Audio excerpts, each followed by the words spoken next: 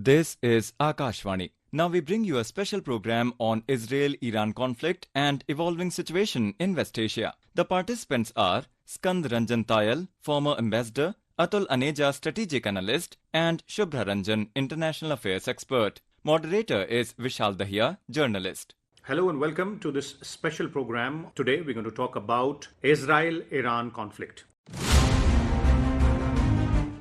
Now, as all of us know, Israel and Iran are once again engaged in a very serious confrontation since past 48 hours. Both sides have been exchanging a barrage of missiles, while Israel has attacked several key points deep within Iran, including its nuclear facilities. Iran has also responded with its own missile attack on the Israeli capital. For more to understand various aspects of this conflict, both in terms of the West Asian region politics and also the larger impact on the world geopolitics and how India should look at this entire situation. We're today joined by a panel of experts, former Ambassador Skand Ranjan Tayal, Mr. Atul Aneja, strategic analyst. We're also joined by Shubhra Ranjan, our expert on international affairs. Welcome, all of you. I'll begin with you, Aneja ji, and let's start by first understanding the intensity of the situation. How serious and how intense is the situation right now? It has been around 48 hours and the reports which are coming in from both sides are not good.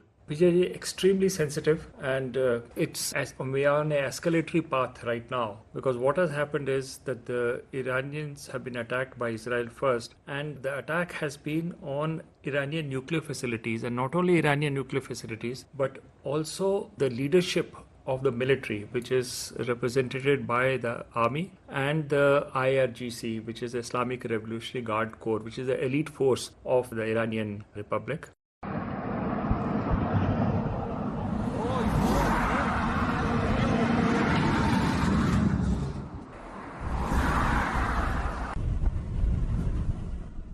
Along with that, there has been a very pinpointed attack on Iranian nuclear scientists. So the idea is to weaken Iran's nuclear capability. It began with a surgical strike on specific targets, but what has happened thereafter, perhaps Israel did not expect it that way, that the retaliatory strike by Iran has also been pretty impactful, though most of the missiles have been intercepted. But the symbol of any country is its capital. So you have these Iranian missiles falling in Tel Aviv and Hazariyah, including central Israel, but more so is that in the capital.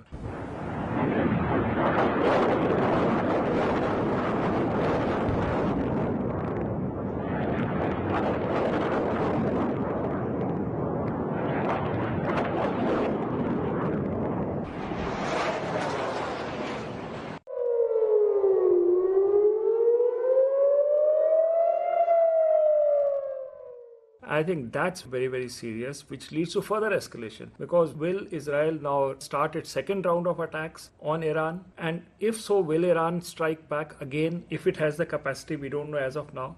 So we are on an escalatory cycle right now. Okay. The problem which arises really is that these are also very important strategic locations across the globe. Any attack on Iran means it impacts the world energy supplies. And I think it's already happened that the price of oil is bound to increase. Well, it has gone up. The crude oil prices have gone up, and that's going to impact countries like India. And if it spreads further to the Gulf countries, for example, then we are in very, very serious trouble. So extremely, to your original question, is it serious? I think it's exceptionally serious. And we are not in any way towards a de-escalatory cycle. It's still in the escalatory phase. Okay, still in the escalatory phase. Ambassador Tayal, do you agree with this point which Mr. Aneja is making here, that it looks like there seems to be more which we might expect from both sides from here onwards? Rather, has this spiraled out of our hands in this round? I think it will be useful for our listeners to recall history. That 1979 Iranian Revolution, and after that, a Islamic Republic was established. Now, the regime in Iran is led by Islamic clerics, and only the people approved by them can stand for elections like president, etc. Now, the declared objective of the Islamic Republic of Iran, of course, is one, to have very Islamic laws and dress, etc. But one of the declared objectives is also to destroy Israel. They don't call it a nation, they call it a Zionist regime, and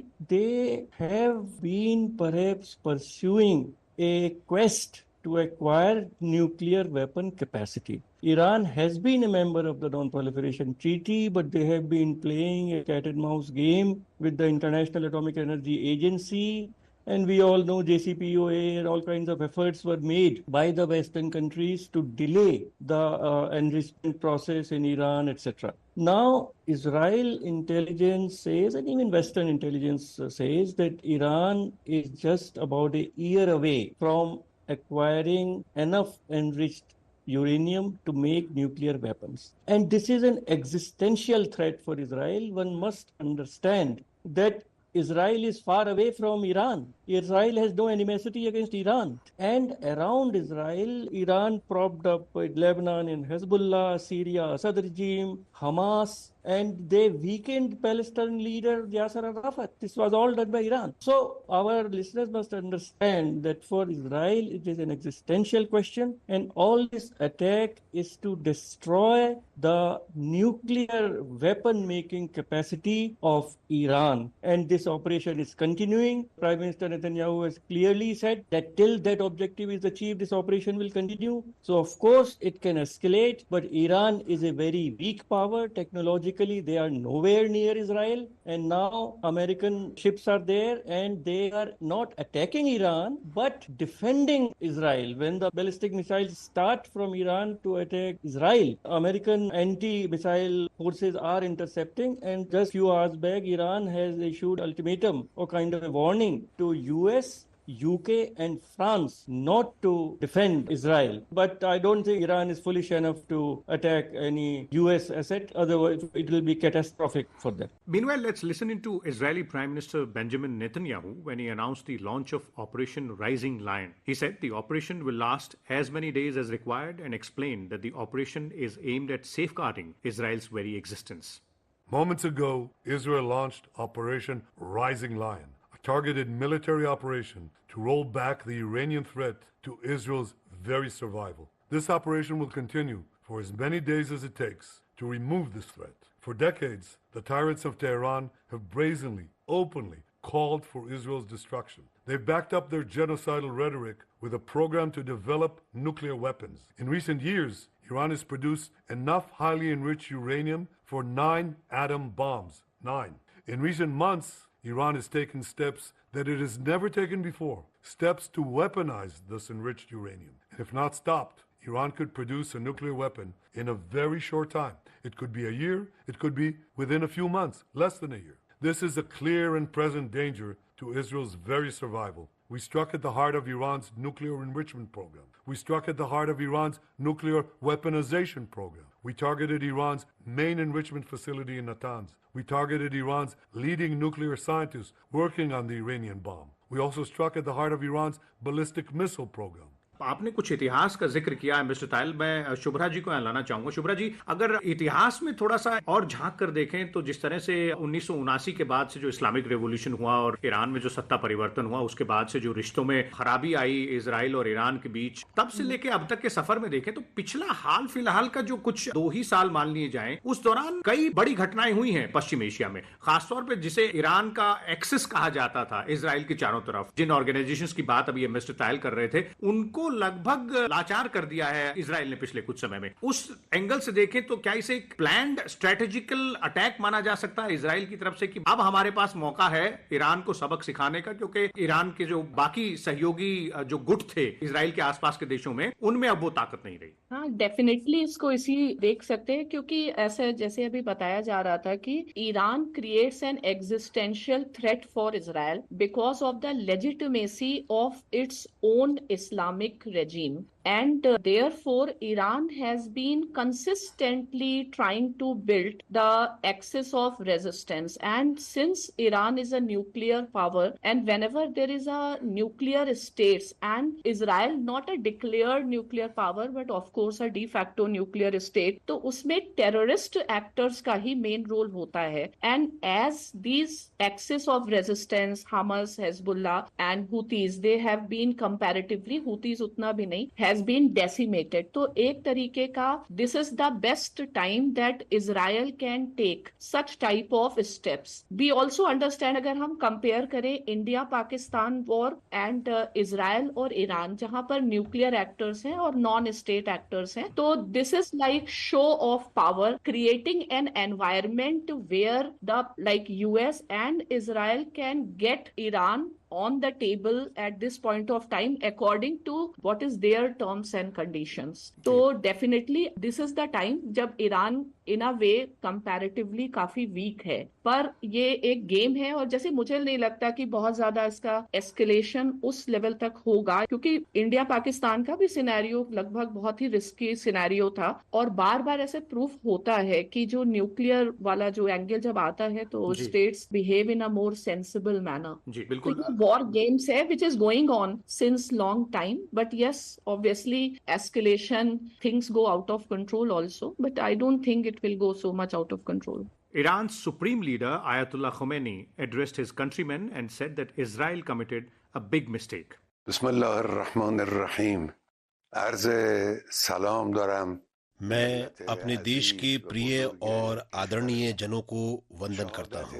देश के प्रिय सैन्य कमांडरों और विद्वानों की शहादत जो निस्संदेह हम सभी के लिए एक गहरी क्षति है, और उन निर्दोष नागरिकों की मृत्यु के लिए मैं ईरान की जनता और शहीदों के परिवारों के प्रति अपनी गहरी संवेदना और भावपूर्ण श्रद्धांजलि अर्पित करता हूँ. हम उम्मीद करते हैं अल्लाह उनकी शहादत को स्वीकार करे और उन्हें जन्नत में आला मुकाम अता करे और उनकी पवित्र आत्माओं को अपनी विशिष्ट अनुकंपा प्रदान करे. मैं अपने प्रिय राष्ट्र से ये कहना चाहता हूँ कि ज़ायोनिस्ट शासन ने एक अत्यंत गंभीर भूल की है और घोर लापरवाही का परिचय दिया है. इस दुस्साहसिक कृत्य के परिणाम स्वरूप ये शासन अल्लाह के करम से शीघ्र ही अपने विनाश की ओर अग्रसर होगा. ईरान न तो अपने अमूल्य शहीदों के लहू को व्यर्थ जाने देगा और न ही अपने वायु क्षेत्र के उल्लंघन को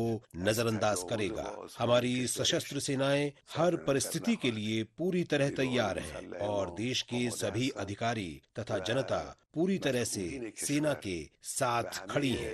आज देश भर में विभिन्न राजनीतिक दलों और अनेक संगठनों ने भी इसी भाव से एक स्वर में संदेश जारी किया है. و آحاد گوناگون کشور پیام‌های مشابهی صادر شد. एक और नजरिए से कुछ एक्सपर्ट्स इसको देख रहे हैं अनेजा जी, और इस पर मैं आपका विचार जानना चाहूंगा, क्योंकि इस क्षेत्र में पश्चिम एशिया जिसकी हम बात करते हैं, एक लड़ाई इससे पहले भी लड़ी गई थी वेपन्स ऑफ मास डिस्ट्रक्शन को लेकर, जब इराक के खिलाफ अमेरिका और उसके सहयोगियों ने हमला किया था. और अभी जब ईरान के खिलाफ इजराइल का हमला हो रहा है तो वहां भी लगभग एक ही जैसी बात कही जा रही है कि भाई ईरान के पास जो परमाणु हथियार है वो बनाने की क्षमता लगभग आ चुकी है. और जैसा कि एम्बेसडर तायल भी कह रहे थे कि Iran has been playing a cat and mouse game for quite some time now with the international agency inspectors and the international platform as well. तो क्या कुछ समानताएं यहाँ दिखती हैं? और दूसरा, अब की बार अमेरिका फ्रंट में नहीं है. इस पे अपनी बात कहने से पहले मैं ये जरूर कहना चाहूंगा कि हमारे इस टाइम दो अलाइज हैं. इजराइल एक हमारा अलाई है, लेकिन अगर हम सेंट्रल एशिया या चाबहार उस तरफ देखें, या हमारे जो ट्रांसपोर्टेशन रूट्स हैं, हमारी जो एनर्जी डिपेंडेंस है, ईरान भी हमारा अलाई है. जी बिल्कुल, उतना ही मधुर रिश्ते. मैं बिल्कुल न्यूट्रलिटी से ये बात कर रहा हूँ, क्योंकि मैं उस टाइम पे वहाँ पोस्टेड था. मैंने 12 साल मिडिल ईस्ट में बिताए एज ए रिपोर्टर. जब 79 रेवोल्यूशन होती है, उसके एक साल बाद 1980 सद्दाम हुसैन को खड़ा किया जाता है by the West to carry out regime change of Iran. 7 साल तक वो लड़ाई हुई है ईरान इराक वॉर की. मैंने वहां पर खुद ईरान तेहरान में जाके सिमिट्रीज देखी हैं, किस तरह की तबाही हुई है. It is unimaginable. लेकिन रेजिम चेंज तब नहीं हुआ, ईरान बरकरार था. जब 2003 में सद्दाम हुसैन को टॉपल किया गया अमेरिकन ने, उसके बाद अमेरिकन इंटेलिजेंस एजेंसीज की जो खबरें हैं, उनकी अपनी रिपोर्ट है, क्योंकि मैं उस टाइम रिपोर्ट कर रहा था, वो खुद इस कंक्लूजन में पहुंची थी कि 2003 के बाद जब सद्दाम हुसैन थ्रेट नहीं रहा ईरान के लिए, तो न्यूक्लियर प्रोग्राम का वेपनाइजेशन फेज बंद हो गया. और जहां तक बात आई JCPO की, उसके पहले इंटेंस इंस्पेक्शन हुई है हर जगह, नेटेंस में, बुशहर में, फर्दो जो इनकी फैसिलिटी है, कैमरा कैमरास लगाए गए, उसके बाद जाके वो एक JCPOA आया जिसमें था कि ईरान सिर्फ 3% तक ही एनरिचमेंट कर सकता है. Who broke JCPOA? It is when 2016 में जब Trump comes into the picture. So you see, you have a rival narrative as well, which is coming up from an Iranian perspective. So we are in this phase right now. I think now again there is an attempt at regime change in Iran, and this time Israel is the country which is wanting to do that. And this is something which is going on right now. We don't know how far it will go. So I think you have to see today's event not in isolation of what happens in the Gaza war, but in a much bigger, wider context, which starts actually with 1980. Much larger canvas and a number of players as well. It's just not Israel and Iran. There are other players as well. Therein I bring in Mr. Tayal here again. Mr. Tayal, when we talk about other actors which you were referring to earlier also, United States, UK, France, how do you assess the kind of stance which has been taken by specifically United States of America and the kind of statements which are coming in from China as well? Very interesting. They're saying that Israel has crossed the red line by attacking the nuclear facilities in Iran. So how should we look into these statements and contextualize them with what is happening on the ground? मैं समझता हूँ कि शायद ही दुनिया का कोई देश है जो चाहता है कि ईरान न्यूक्लियर वेपन्स बनाए. अभी जो 35 मेंबर का बोर्ड है इंटरनेशनल एटॉमिक एनर्जी एजेंसी का, उन्होंने जो रेजोल्यूशन 2 दिन पहले पास किया of the non proliferation treaty and is dangerously close to acquiring nuclear weapons, समर्थन में वोट दिया. चीन, रशिया और बुर्किना फासो, इस्लामिक देशों ने भी एब्सटेन किया. सऊदी अरेबिया, टर्की, इन्होंने अपोज नहीं किया ये IAEA का रेजोल्यूशन. ये सब सुन्नी मुल्क है, ये डायमेंशन भी है, वहां सुन्नी शिया की डायमेंशन भी है. पर मेरा कहने का तात्पर्य ये है कि ईरान अगर अपना न्यूक्लियर वेपन्स की परस्यूट को छोड़ दे तो शायद अभी भी, जैसा प्रेसिडेंट ट्रंप ने बहुत प्रयत्न किया जी बिल्कुल, और उन्होंने कहा कि एनरिचमेंट आप खत्म कर दीजिए. 60 दिन की लिमिट दी गई थी ईरान को. एक्चुअली पहले प्रेसिडेंट ट्रंप ने कहा कि थोड़ा एनरिचमेंट हम 3% तक या 6% तक अलाउ कर देंगे, जिससे कि वो पावर प्रोजेक्ट्स के लिए आवश्यक होता है उतना. पर इजराइल ने फिर दबाव प्रेसिडेंट ट्रंप के ऊपर डाला और उसने कहा कि नहीं, एनरिचमेंट बिल्कुल भी अलाउ नहीं किया जाएगा ईरान को. इस पर ईरान बिदक गया और वो सब नेगोशिएशन खत्म हो गए और उसका फायदा उठाकर इजराइल ने ये हमला कर दिया. जी बिल्कुल. मिस्टर तायल, मैं शुभ्रा जी को लाना चाहूंगा. शुभ्रा जी, जब ये बड़े इंटरनेशनल प्लेयर्स की तरफ हम देखते हैं, जो इंटरनेशनल सुपर पावर्स, जैसे कि मिस्टर तायल अभी कह रहे थे कि अमेरिका का क्या हित है, अमेरिका का जो रुख है वो क्यों है इस पूरी लड़ाई में, वो जो रुख अमेरिका ने अपनाया हुआ है, यानी कि वो हमले में शामिल नहीं है लेकिन वो इजराइल की मदद करने में शामिल है, जो ईरान के हमले हैं उनसे निपटने के लिए. दूसरा, चीन की तरफ से जिस तरह की स्टेटमेंट आ रही है, और इस पूरे पश्चिम एशिया के जो क्षेत्र है उसमें एक और बड़ा इंटरनेशनल प्लेयर है जिसके इंटरेस्ट बहुत ज्यादा है, हालांकि वो आजकल कहीं और बिजी है, यानी कि रशिया, रूस की हम बात कर रहे हैं, जो खुद एक यूक्रेन के साथ लड़ाई में बिजी. तो इन सब ताकतों पर नजर डालें और उनके इंटरेस्ट पर नजर डालें, तो आने वाले समय में 1 दिन, 2 दिन, 4 दिन में, 5 दिन में आपको क्या लगता है कि क्या इनकी तरफ से किसी तरह के प्रयास किए जा सकते हैं कि इजराइल और ईरान के बीच जो ये युद्ध छिड़ा है ये जल्द से जल्द रुक सके? देखिए, चूंकि यूएस जो है वो बर्डन शेयरिंग करता है आज के टाइम में, क्योंकि यूएस उस तरीके के सिनारियो में नहीं है, तो यूएस की पॉलिसी हमेशा से ये रही है ऑफशोर बैलेंसिंग की,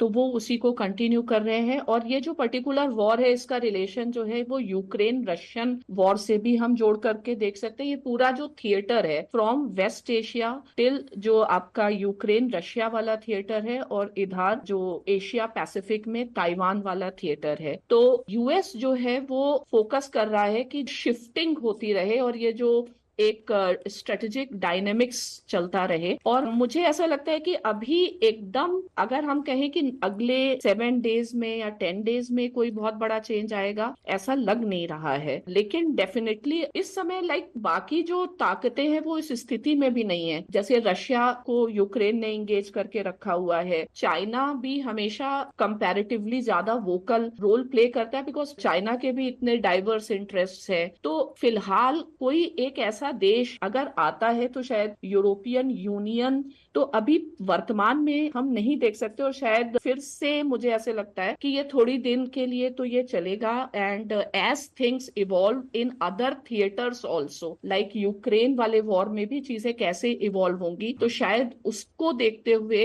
इस पे कुछ असर पड़े एंड अगर कोई रीजनल प्लेयर विल इमर्ज तो इट सीम्स कि जो कतर है या यूएई है या जो वहां के ही कंट्रीज हैं they will have to take some initiative at present because rest of the countries and theatres are engaged. This is what I believe. तो थोड़े टाइम के लिए this thing will continue. Okay, Atulji, very complex dynamics of the region itself and of the international powers also which have a stake there.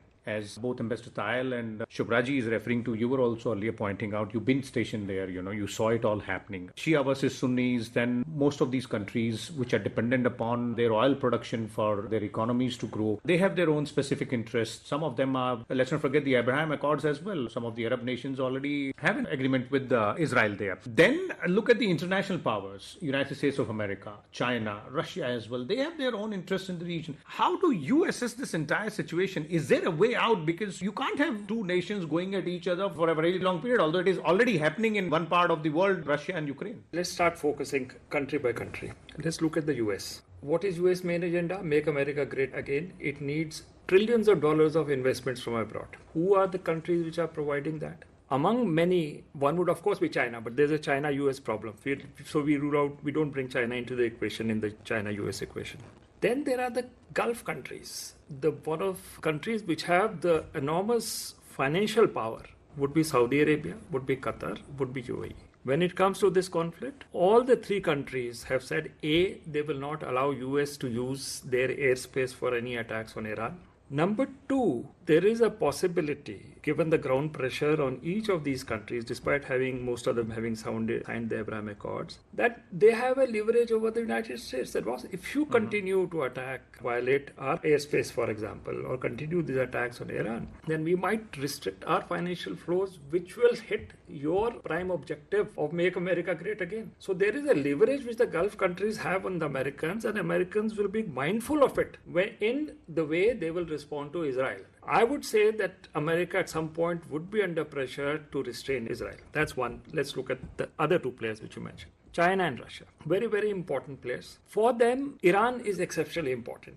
given their geography. You see, during the course of the Arab Spring, they had decided to support Syria, Bashar al-Assad. And Syria was their first defense line, which has now been been removed because Bashar is out and the Islamists have come over. Second and most important defense line for Eurasia's preservation, which is their core territory, is Iran. Because if there is regime change in Iran, then your Eurasia gets exposed. Because in the calculation of the Russians and the Chinese, this whole game of regime change, which starts in Eastern Europe in 1994, ends up with regime change in Russia, which they tried through the Ukraine war, and China. So I would say that the Chinese and the Russians have a stake in the preservation of the regime in Iran, and therefore they are likely to play. Now comes the point, can they? That is the important point which Shubhraji was also raising, that because Russia is locked up in the Ukrainian conflict, unless it liberates itself from Ukraine conflict, it doesn't have that kind of surplus capacity to support Iran, though it may have the intention to do so. For example, Iran at this time may need S-400 or S-500 missiles. Russia can't spare it that time. So these are kind of vulnerabilities which Israelis are exploiting. But as you said, it is not that they have a free pass to do anything.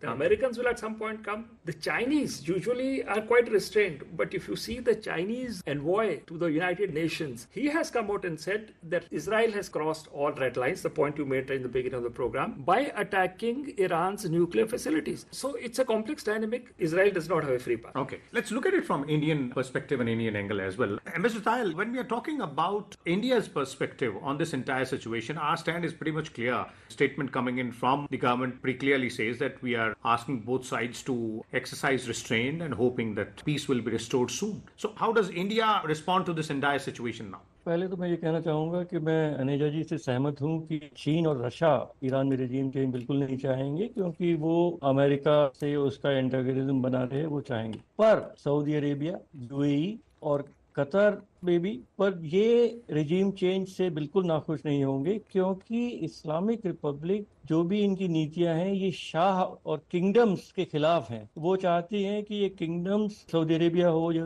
UAE, Qatar वगैरह, ये अपना agenda एक follow कर रहे हैं, इस्लाम के रास्ते से हट गए हैं और बिल्कुल अमेरिका। भारत के लिए ये एक बहुत ही जटिल समस्या है, और अगर स्ट्रेटेजिक पार्टनर कहा जाए रियल सेंस में तो इजराइल ही हमारा स्ट्रेटेजिक पार्टनर है। अभी हमने जो भी ऑपरेशन सिंदूर हुआ और जिस तरह से असला हमारे पास आ रहा है, रॉकेट्स आ रहे हैं, मिसाइल सिस्टम्स आ रहे हैं, डिफेंस आ रहा है, उसमें इजराइल के साथ हमारा एक बहुत ही गहरा संबंध है जो ईरान के साथ नहीं है। एक हमारी मित्रता ईरान से है, पर international north south transport corridor और ये सब चीजें वो बहुत भविष्य की बात है। अगर हम वर्तमान की बात करें तो इजराइल से हमारे बहुत गहरे, मैं नहीं कह सकता कि वो उस तरह के संबंध है, पर जैसा कि हमारे विदेश मंत्री ने भी कहा कि देखिए डायलॉग और डिप्लोमेसी से ही ये समस्या हल हो सकती है, क्योंकि ना इजराइल ईरान को समाप्त कर सकता है ना ईरान इजराइल को समाप्त कर सकता है। पर कहीं ना कहीं फैसला इस तरह होगा कि जो न्यूक्लियर फैसिलिटीज हैं ईरान की वो काफी डिग्रेड कर दी जाए, और मैं समझता हूँ उसमें भारत को भी कोई विशेष उसमें परेशानी नहीं होगी जी।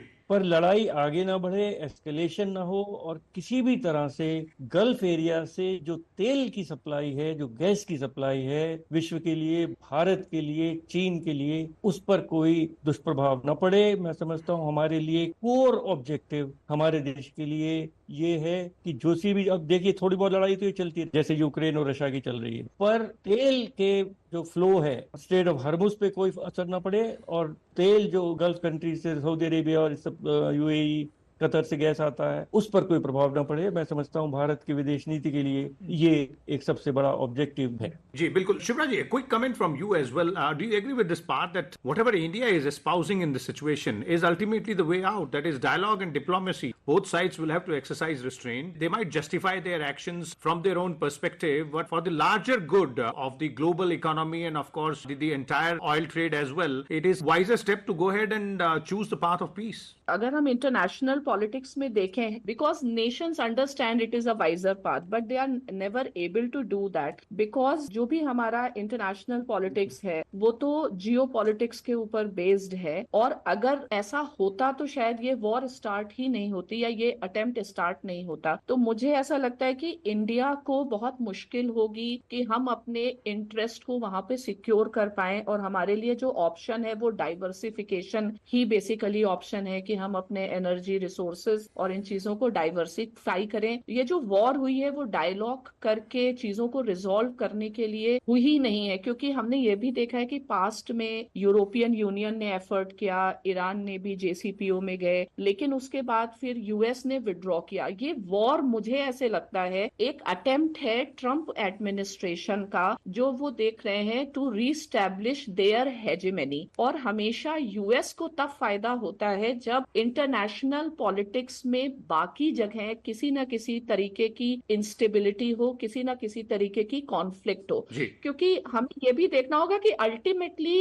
Why now, suddenly why now, and who is the mind behind that. तो यूएस को हमेशा फायदा हुआ है जब भी बाकी जगह पर, and it is a game of balance of power. India will have to play very safe game, and हमारा जो एक ग्रैंड आइडिया है multiple alignments and issue based approach, because I think not much scope for what we can do other than diversification. Okay. Aneja ji, final words from you on the show vis-a-vis India's stand. We'll have to, as both of the panelists are pointing out, that India will have to continue with its balanced approach, and ultimately sane voices will have to hear to what India's stand is, that is dialogue and diplomacy. Let us look at the equation here. India's core interests, one with Israel, weapons, that relationship is vital, so we have to keep up or preserve our strategic relationship with Israel.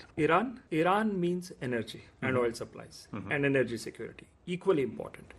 What are the options for India? I think we need to proactively come in and intervene to diffuse this crisis, because we need both these elements. We need Israel and Israel's special relationship, especially vis-a-vis weapons, and we need that the prices of oil remain in check. So instead of just being a passive players and making a diplomatic noise that this should end diplomatically, I think it's time for a proactive diplomacy, because we have equation with both the countries to come in proactively and see that this crisis is resolved, diffused at the earliest, because that is where our national interests lie. Thank you so much, Shubhra ji, Mr. Tayal and Atul Aneja ji, for joining us for a deep down analysis on the ongoing Israel-Iran conflict. You were listening to a special program on Israel-Iran conflict and evolving situation in West Asia. The participants were Skand Ranjan Tayal, former ambassador, Atul Aneja, strategic analyst, and Shubhra Ranjan, international affairs expert. Moderator was Vishal Dahiya, journalist.